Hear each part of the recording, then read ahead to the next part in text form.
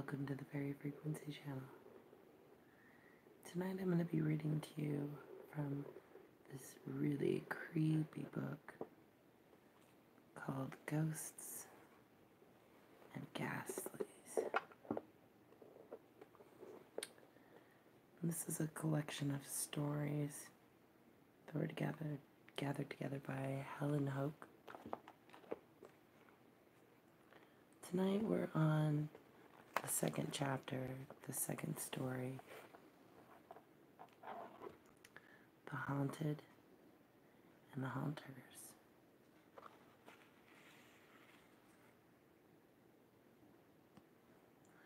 By Edward Bulwer Lytton. In which a man and his servant spend a time in a haunted house. The first strange phenomenon is a footprint which suddenly forms itself before their eyes, followed by another, prints of a child's naked foot. A friend of mine, who is a man of letters and a philosopher, said to me one day, as if between jest and earnest, "Fancy, since we last met, I have discovered a haunted house in the midst of London." "Really haunted? And by what? Ghosts?" "Well, I can't answer that question. All I know is this. 6 weeks ago, my wife and I were in search of a furnished apartment. Passing a quiet street, we saw on the window of one of the houses a sign, "Apartments Furnished." The situation suited us. We entered the house, liked the rooms, engaged them by the week, and left them the third day. No power on earth could have reconciled my wife to stay longer, and don't wonder at it. What did you see? It was not so much what we saw or heard that drove us away, as it was terror which seized both of us whenever we passed the door of a certain unfurnished room, in which we neither saw nor heard anything. Accordingly, on the fourth morning, I told the woman who kept the house that the rooms did not quite suit us, and we would not stay out our week. She said dryly, "I know why. You have stayed longer than any other lodger. Few ever stayed a second night, none before you a third. But I take it they have been very kind to you." "They? Who?" I asked, affecting to smile. "Why, they who haunt the house, whoever they are. I don't mind them. I remember them many years ago, when I lived in this house, not as a servant, but I know they will be the death of me some day. I don't care. I'm old and must die soon anyhow. And then I shall be with them, and in this house still." "You excite my curiosity," I said. "Nothing I should like better than to sleep in a haunted house. Pray give me the address of the one that you left so ignominiously." My friend gave me the address, and we parted. I walked straight to the house. I found it shut up. No sign at the window, and no response to my knock. As I was turning away, a messenger boy said to me, "Do you want anyone at that house, sir?" "Yes, I heard it was to be let." "Let? Why, the woman who kept it is dead. Has been dead these 3 weeks, and no one can be found to stay there, though Mr. Jones, the owner, offered ever so much. He offered mother, who charged for him, £1 a week, just to open and shut the windows, and she would not."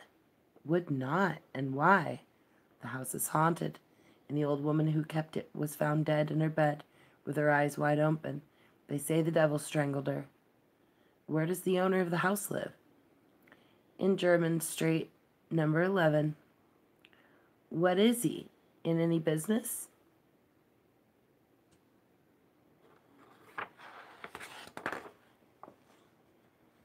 "No, sir, nothing particular. A single gentleman.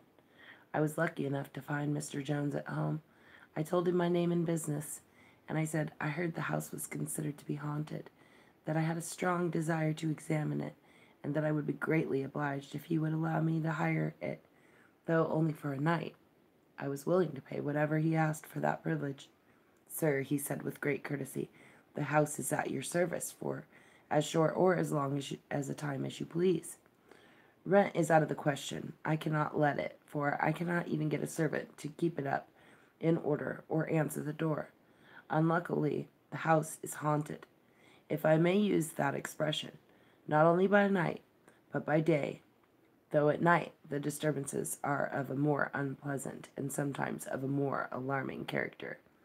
The poor old woman who died in it 3 weeks ago was, in her childhood, known to some of my family, and was the only person I could ever induce to remain in the house. How long is it since the house acquired this sinister character? I asked. That I can scarcely tell you, but very many years since. The old woman I spoke of said it was haunted when she rented it between 30 and 40 years ago. The fact is that my life has been spent in the East Indies, and I returned to England only last year. Have you never had a curiosity yourself to pass a night in that house? Yes, I passed not a night, but 3 hours in broad daylight alone in that house. My curiosity is not satisfied, but it is quenched. I have no desire to renew the experiment. I honestly advise you not to spend a night in that house. My interest is exceedingly keen, said I, and my nerves have been seasoned in such variety of danger that I have the right to rely on them, even in a haunted house. He said very little more. He took the keys of the house out of his bureau and gave them to me. Thanking him for his frankness, I carried off my prize. Impatient for the experiment, as soon as I reached home, I summoned my servant, a young man of gay spirits, fearless temper, and free from superstitious prejudice as anyone I could think of. Francis, said I have heard of a house in London which is decidedly haunted. I mean to sleep there tonight. From what I hear, there is no doubt that something will allow itself to be seen or heard, something, perhaps, excessively horrible. Do you think, if I take you with me, I may rely on your presence of mind, whatever may happen? You may trust me, sir, answered Francis, grinning with delight. Very well. Here are the keys of the house. This is the address. Go there now and select for me any bedrooms you please. Since the house has not been inhabited for weeks, make up a good fire, air the bed well, and see, of course, that there are candles as well as fuel. Take with you my revolver and my dagger. So much for my weapons, and alarm yourself equally well. If we are not a match for a dozen ghosts, we shall be a sorry couple of Englishmen. I was engaged for the rest of the day on business. I dined alone, and at about 9:30 I put a book into my pocket and strolled leisurely toward the haunted house. I took with me a favorite dog, an exceedingly sharp, bold, and vigilant bull terrier, a dog fond of prowling about strange ghostly corners and passages at night in search of rats, a dog of dogs for a ghost. It was a summer night, but chilly, the sky gloomy and overcast. Still there was a moon, faint and sickly, but still.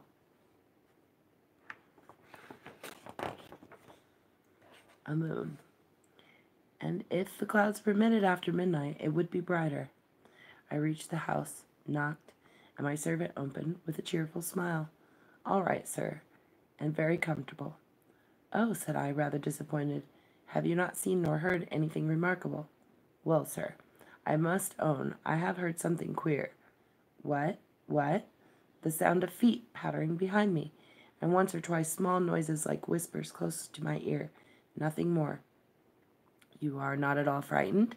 I, not a bit of it, sir, and his bold look reassured me that, happen what might, he would not desert me. We were in the hall, the street door closed, and my attention was now drawn to my dog. He had at first run in eagerly enough, but had sneaked back to the door and was scratching and whining to get out. After being patted on the head and gently encouraged, the dog seemed to reconcile himself to the situation and followed Francis and me through the house, but keeping close at my heels instead of hurrying inquisitively in advance, which was his normal habit in all strange places. We first visited the kitchen and the cellars, in which there were 2 or 3 bottles of wine still left in a bin, covered with cobwebs and evidently undisturbed for many years. For the rest, we discovered nothing of interest. There was a gloomy little backyard with very high walls. The stones of this yard were very damp, and what with the damp and the dust and the smoke grime on the pavement, our feet left a slight impression where we walked. And now appeared the first strange phenomenon witnessed by myself in this strange house. I saw just before me the print of a foot suddenly form itself. I stopped, caught hold of my servant, and pointed to it. In advance of that footprint, as suddenly dropped another. We both saw it. I went quickly to the place. The footprint kept advancing before me. A small footprint, the foot of a child. The impression was too faint to distinguish the shape, but it seemed to us that it was the print of a naked foot. This phenomenon ceased when we arrived at the opposite wall, and it did not repeat itself as we returned. We remounted the stairs and entered the rooms on the ground floor, a dining parlor, a small back parlor, and a still smaller third room. All as still as death.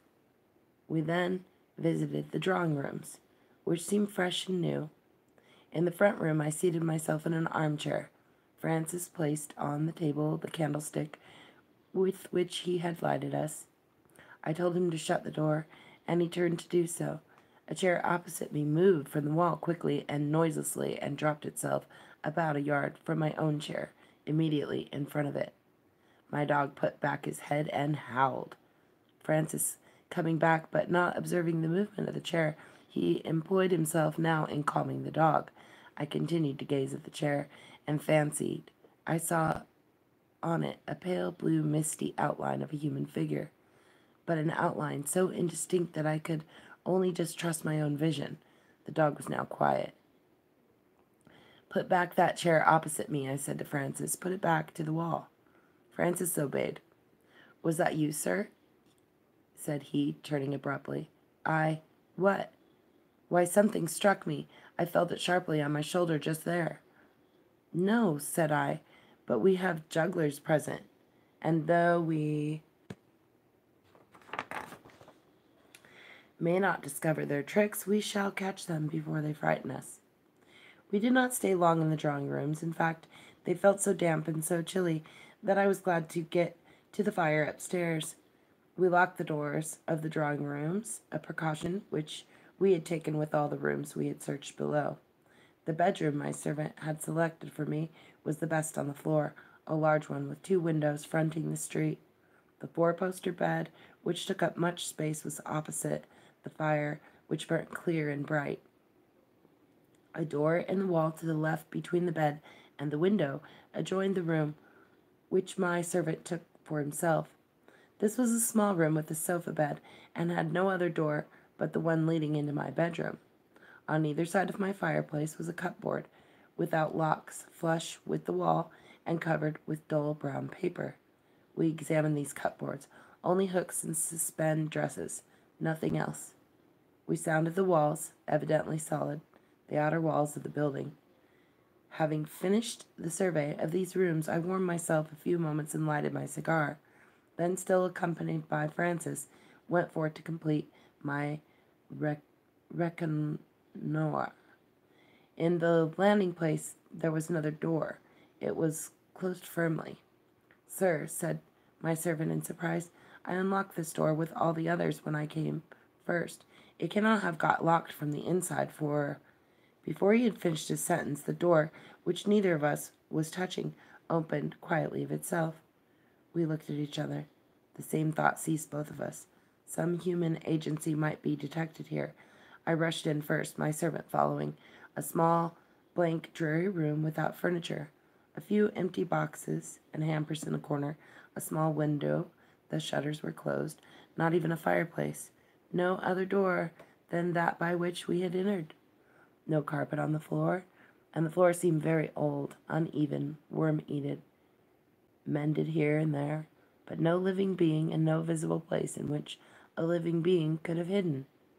As we stood gazing round, the door by which we had entered closed as quietly as it had opened. We were imprisoned. For the first time I felt a creep of undefinable horror. Not so, my servant. "Why, they don't think to trap us, sir. I could break the door with a kick of my foot." "Try. First it will open to your hand," said I, while I unclosed the shutters, "and see what is outside." I unbarred the shutters. The window looked out on the little backyard I have described. There was no ledge, nothing to break the sheer descent of the wall. No man getting out of that window would have found any footing till he had fallen on the stones below. Francis, meanwhile, was vainly attempting to open the door. He now turned round to me and asked my permission to use force. I unwillingly gave him the permission he required, but thought he was a remarkably strong man. The door did not even shake to his stoutest kick. Breathless and panting, he stopped. I then tried the door myself, equally in vain. As I ceased from the effort again, that creep of horror came over me, but this time it was more cold and stubborn. I felt it as if some strange ghastly vapor were rising up from the chinks of that rugged floor. The door now very slowly was quietly opened of its own accord. We rushed out onto the landing. We both saw a large pale light, as large as a human figure, but shapeless and unsubstantial, move before us and climb the stairs that led from the landing into the attics. I followed the light, and my servant followed me. It entered a small garret, of which the door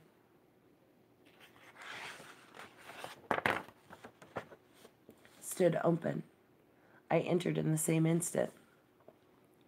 The light then collapsed into a small globe, exceedingly brilliant and vivid, rested a moment on the bed in the corner, quivered, and vanished.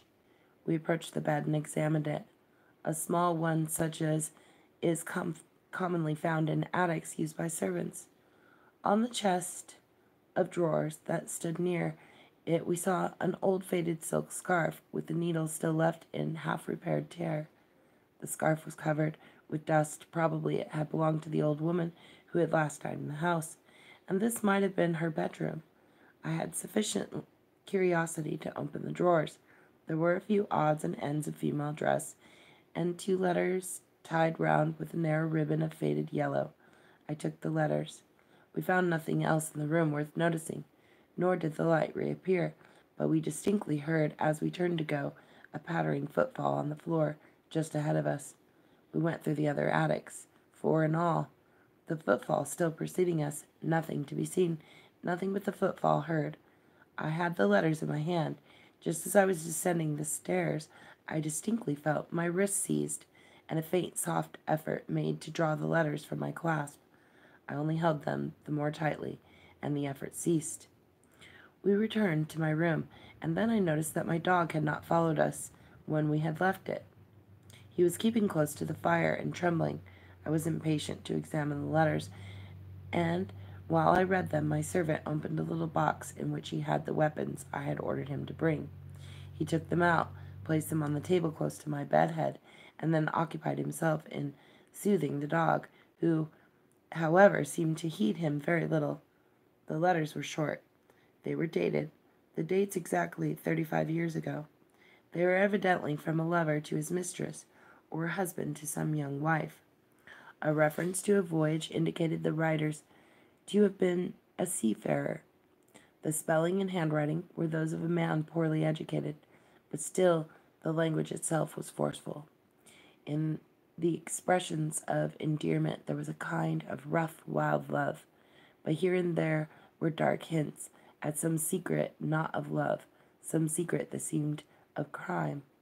"We ought to love each other" was one of the sentences I remember, for how everyone else would curse us if all was known. Again, "Don't let anyone be in the same room with you at night. You talk in your sleep." And again, "What's done can't be undone, and I tell you there's nothing against us unless the dead could come to life." Here there was an underline in a better handwriting, a woman's "They do." At the end of the letter, latest in date, the same female hand had written these words: "Lost at sea, the 4th of June, the same day as." I put down the letters and began to think over their contents.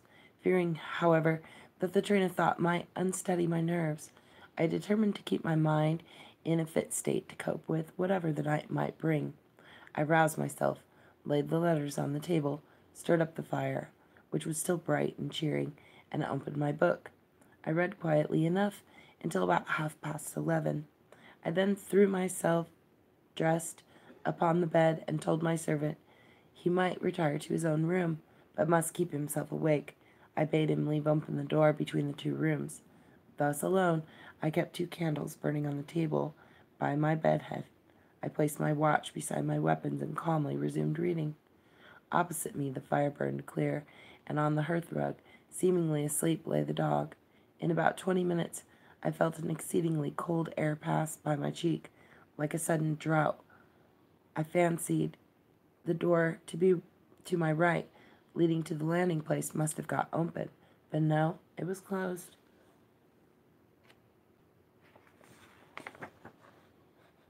I then glanced to my left, and I saw the flame of the candle violently swayed by the wind, as by the wind. At the same moment, the watch beside the revolver softly slid from the table. Softly, softly. No visible hand. It was gone. I sprang up, seizing the revolver with one hand, the dagger with the other. I was not willing that my weapon should share the fate of the watch. Thus armed, I looked around the floor. No sign of the watch. 3 slow, loud, distinct knocks were now heard at the bedhead. My servant called out, "Is that you, sir?" "No, be on your guard."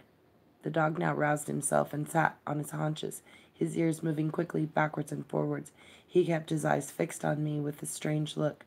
Slowly he rose up, all his hair bristling, and stood perfectly rigid, and with the same wild stare. I had no time, however, to examine the dog. Presently my servant came from his room, and if ever I saw horror in the human face, it was then. I would not have recognized him had we met in the street, so altered was every line. He passed by me quickly, saying in a whisper that seemed scarcely to come from his lips, "Run, run, it is after me." He gained the door to the landing, pulled it open, and rushed out. I followed him into the landing, calling him to stop, but without heeding me he bounded down the stairs, clinging to the banisters and taking several steps at a time. I heard the street door open, heard it again clap to. I was left alone in the haunted house. For a brief moment I remained undecided whether or not to follow my servant, but pride and curiosity forbade a flight. I re-entered my room, closing the door after me, and went cautiously into my servant's room. I found nothing to justify his terror. I again carefully examined the walls to see if there were any concealed door. I could not find no trace of one, not even a seam in the dull brown paper with which the room was hung. How, then, had the thing, whatever it was, which had so scared him, got in except through my own chamber? I returned to my room, shut and locked the door between the rooms, and stood on the hearth, expectant and prepared. I now saw that the dog had slunk into an angle of the wall, and was pressing himself close against it, as if literally striving to force his way into it. I approached the animal and spoke to it. The poor brute was beside itself with terror. It showed all its teeth, the slaver dropping from its jaws, and would certainly have bitten me if I had touched it. It did not seem to recognize me. Finding all efforts to soothe the animal in vain, and fearing that his bite might be as poisonous in this state as in the madness of rabies, I left it alone, placed my weapons on the table beside the fire, seated myself, and took up my book. I soon became aware that something came between the page and the light. The page was overshadowed. I looked up, and I saw that what I shall find it very difficult, perhaps impossible, to describe. It was a darkness, shaping itself from the air in very undefined outline. I cannot say it was a human form, and yet it was more like a human form, or rather shadow, than anything else. As it stood, wholly apart and distinct from the air and the light around it, its size seemed gigantic, the top nearly touching the ceiling. While I gazed, a feeling of intense cold seized me. An iceberg before me could not have chilled me more. I felt convinced that it was not the cold caused by fear. As I continued to gaze, I thought, but this I cannot say exactly, that I distinguished 2 eyes looking down on me from the height. One moment I fancied that I saw them clearly, the next they seemed gone. But still, 2 rays of pale blue light frequently shot through the darkness, as from the height on which I half believed, half doubted that I had seen the eyes. I strove to speak. My voice utterly failed me. I could only think to myself, is this fear? It is not fear. I strove to rise. In vain. I felt as if I were weighed down by an irresistible force, that sense of utter inadequacy to cope with a force beyond man's, which one may feel in a storm at sea. And now, as this impression grew on me, now came at last horror, horror, to a degree that no words can convey. Still I retained pride, if not courage, and in my own mind I said, "This is horror, but it is not fear. Unless I fear, I cannot be harmed. My reason rejects this thing. It is an illusion. I do not fear." With a violent effort, I succeeded at last in stretching out my hand toward the weapon on the table. As I did so, on the arm and shoulder I received a strange shock, and my arm fell to my side powerless. And now, to add to my horror, the light began slowly to wane from the candles. They were not, as it were, extinguished, but their flames seemed very gradually withdrawn. It was the same with the fire. The light went from the fuel. In a few minutes the room was in utter darkness. The dread that came over me to be thus in the dark with that dark thing brought a reaction of nerve. I found voice. Though the voice was a shriek, I remember that I broke forth with words like these: "I do not fear, my soul does not fear." And at the same time I found the strength to rise. Still in that profound gloom, I rushed to one of the windows, tore aside the curtain, flung open the shutters. My first thought was light, and when I saw the moon high, clear, and calm, I felt a joy that almost drowned the previous terror. There was the moon. There was also the light from the gas lamps in the deserted street. I turned to look back into the room. The moon penetrated its shadow very palely, but still there was light. The dark thing, whatever it might be, was gone, except that I could yet see dim shadow, which seemed the shadow of that thing against the opposite wall. My eye now rested on the table, and from under it there rose a hand, visible as far as the wrist. It was the hand of an aged person, lean, wrinkled, small, a woman's hand. That hand very softly closed on the 2 letters lying on the table. Hand and letters both vanished. There then came the same 3 loud measured knocks I heard at the bedhead before. As those sounds slowly ceased, I felt the whole room vibrate, and as the far end there rose, as from the floor, sparks of globes like bubbles of light, many-colored, green, yellow, fire red, azure, up and down, to and fro, hither, thither, as tiny will-o'-the-wisps. The sparks moved slow or swift, each at its own desire. A chair was now moved from the wall without apparent aid, and placed at the opposite side of the table. Suddenly, from the chair, there grew a shape, a woman's shape. It was distinct as a shape of life, ghastly as a shape of death. The face was young, with a strange mournful beauty. The throat and shoulders were bare, the rest of the form in a loose robe of cloudy white. It began sleeking its long yellow hair, which fell over its shoulders. Its eyes were not turned toward me, but to the door. It seemed listening, watching, waiting. The shadow of the thing in the background grew darker, and again I thought I beheld the eyes gleaming out from the top of the shadow, eyes fixed upon that shape. As if from the door, though it did not open, there grew out another shape, equally distinct, equally ghastly, a man's shape, a young man's. It was in the dress of the last century. Just as the male shape approached the female, the dark shadow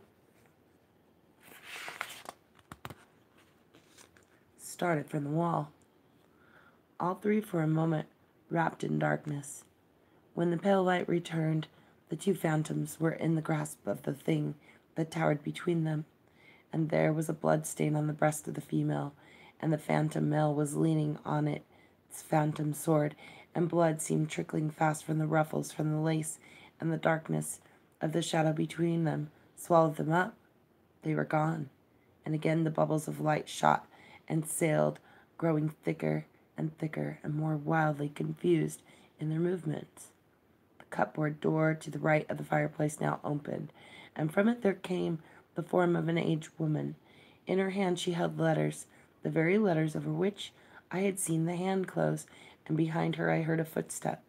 She turned round as if to listen, And then she opened the letters and seemed to read, and over her shoulder I saw a livid face, the face of a man long drowned, bloated, bleached, seaweed tangled in its dripping hair, and at her feet lay the form of a corpse, and beside the corpse there cowered a child, a miserable, squalid child, with famine in its cheeks and fear in its eyes.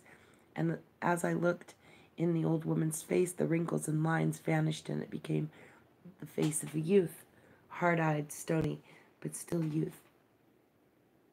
And the shadow darted forth and darkened over these phantoms as it had darkened over the last. Nothing now was left but the shadow, and on that my eyes were intently fixed, till again eyes grew out of the shadow, evil serpent eyes, and the bubbles of light again rose and fell and mingled with the wan moonlight. And now from these globes themselves, as from the shell of an egg, monstrous things burst out. The air grew, filled with them, larvae so bloodless and so hideous that I can no way describe them except to remind the reader of the swarming life with which the microscope brings before his eyes in a drop of water. Things transparent, supple, agile, chasing each other, devouring each other. Forms like nothing ever seen by the naked eye. The shapes came round me and round, thicker and faster and swifter, swarming over my head, crawling over my right arm, which was outstretched against the evil beings. Sometimes I felt myself touched, but not by them. Invisible hands touched me. Once I felt the clutch of cold, soft fingers at my throat. I was still aware that if I gave way to the fear, I should be in bodily peril, and I concentrated all my faculties in the single focus of resisting stubborn will. And I turned my sight from the shadow, above all from those strange serpent eyes. Eyes that had now become distinctly visible, for there, though in nothing else round me, I was aware that there was a will of intense evil, which might crush down my own. The pale atmosphere in the room now began to redden. The larva grew, lurid as things that live in fire. Again the room vibrated. Again were heard the 3 measured knocks, and again all things were swallowed up in the darkness of the dark thing. As if out of the darkness all had come, into that darkness all returned. As the gloom retreated, the shadow was wholly gone. Slowly, as it had been withdrawn, the flame grew again into the candles on the table, again into the fuel in the grate. The whole room came once more into sight. The 2 doors were still closed, the doors leading to the servants' room still locked. In the corner into which he had pushed himself lay the dog. I called to him. No movement. I approached. The animal was dead. His eyes protruded, his tongue out of his mouth, the froths gathered round his jaws. I took him in my arms and brought him to the fire. I felt acute grief for the loss of my poor favorite. I imagined he had died of fright, but I found that his neck was actually broken. Had this been done in the dark? Must it not have been by the hand of a human as mine? Must there not have been a living person all the while in that room? I cannot tell. I cannot do more than state the fact. Another surprising circumstance. My watch was restored to the table from which it had been so mysteriously withdrawn. But it had stopped at the very moment it was taken, and despite all skill of the watchmaker, it was never gone since. Nothing more happened for the rest of the night, nor indeed had I long to wait before the dawn broke, nor till it was broad daylight did I leave the haunted house. Before I did so, I revisited the little room in which my servant and I had been for a time imprisoned. I had a strong impression that from that room had originated the phenomenon which had been experienced in my chamber. And though I entered it now in the clear day, with the sun peering through the filmy window, it still felt the creep of horror which I had first experienced there the night before. I could not, indeed, bear to stay more than half a minute within those walls. I descended the stairs, and again I heard the footsteps before me. And when I opened the street door, I thought I could distinguish a very low laugh. I went at once to Mr. Jones's house. I returned the keys to him and told him that my curiosity was gratified, and related quickly what had passed. "What on earth can I do with the house?" he said, when I had finished. "I will tell you what I would do. I am convinced from my own feelings that the small unfurnished room at right angles to the door of the bedroom which I occupied forms a starting point for the influences which haunt the house. I strongly advise you to have the walls opened, the floor removed, indeed the whole room pulled down." Mr. Jones appeared to agree to my advice, and about 10 days afterwards I received a letter from him saying that he had visited the house and had found the 2 letters I had described replaced in the drawer from which I had taken them. He had read them with misgivings like my own, and had made a cautious inquiry about the woman to whom they had been written. It seemed that 36 years ago, a year before the date of the letters, she had married against her family's wishes, an American of very suspicious character. In fact, he was generally believed to have been a pirate. She herself was the daughter of a governess before her marriage. She had a brother, a widower, who was considered wealthy, and who had one child of about 6 years old.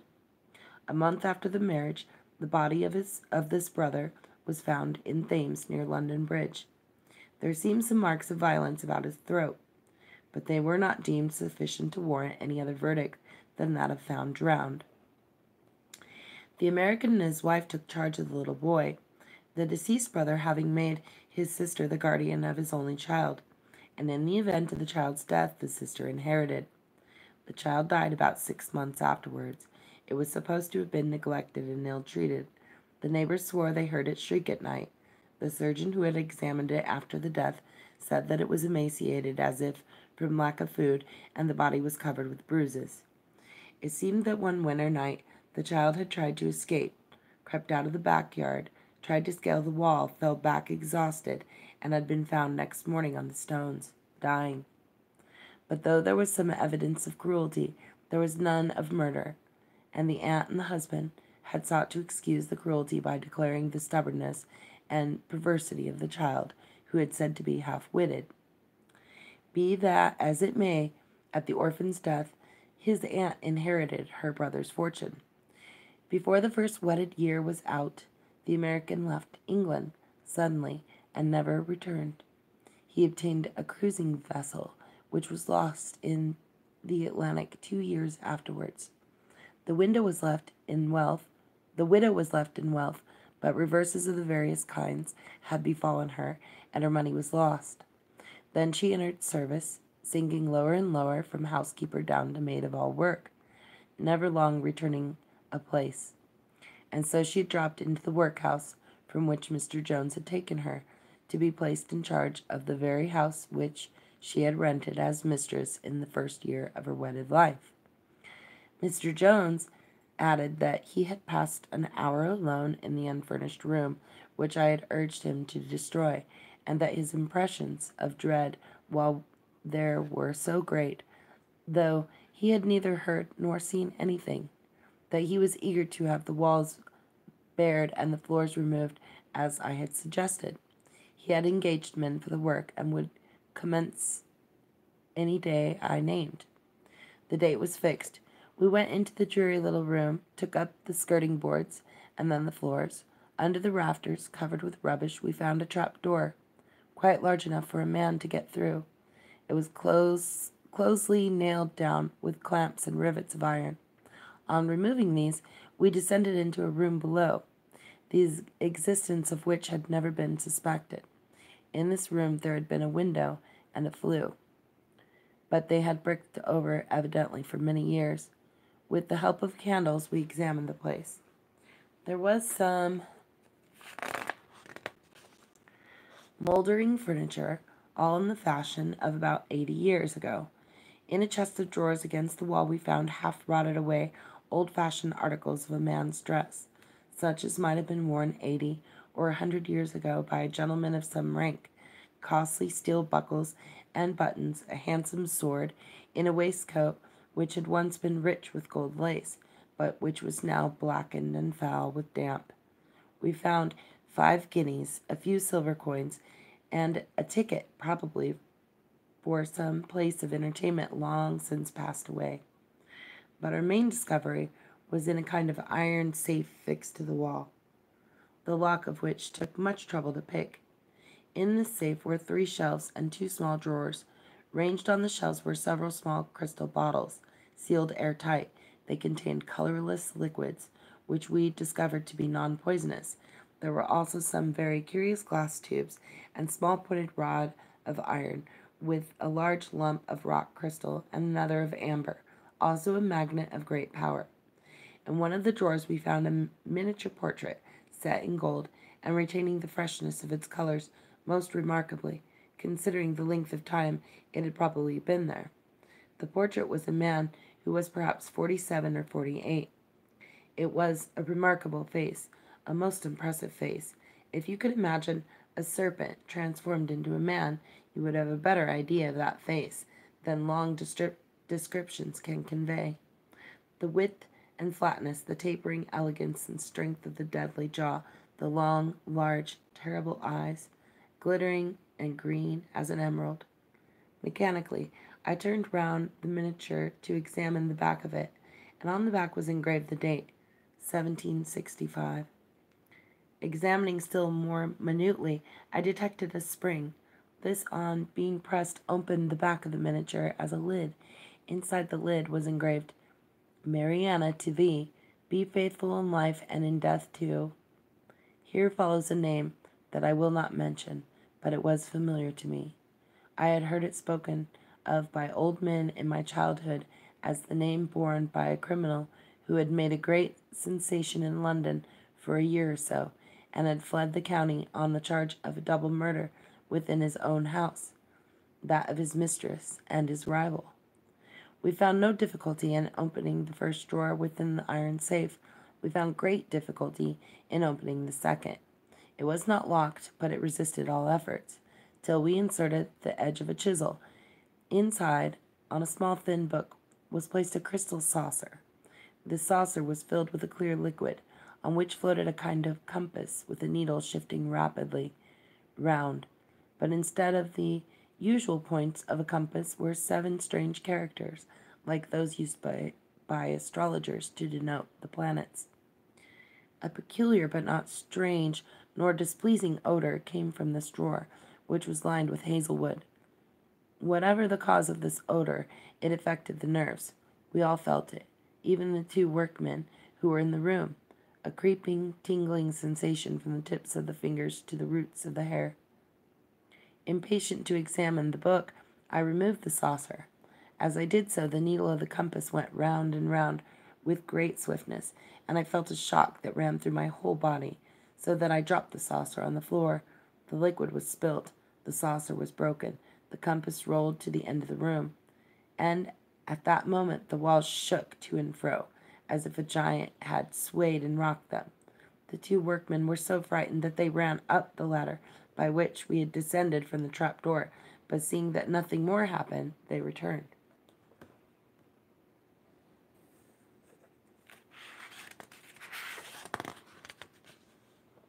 Meanwhile, I had opened the book.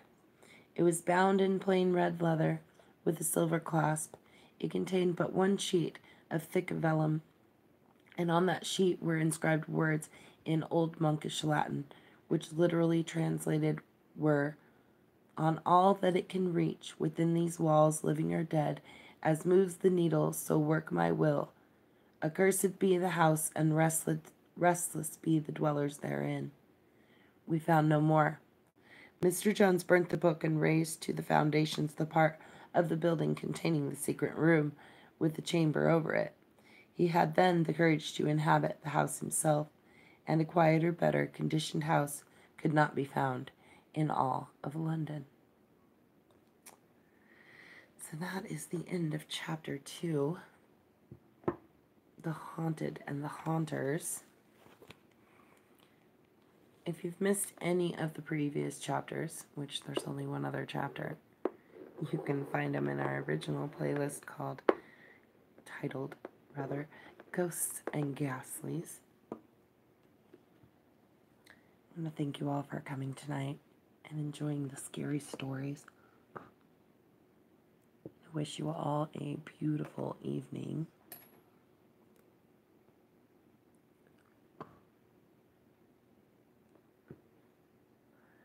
Sleep tight, everyone. Sweet dreams.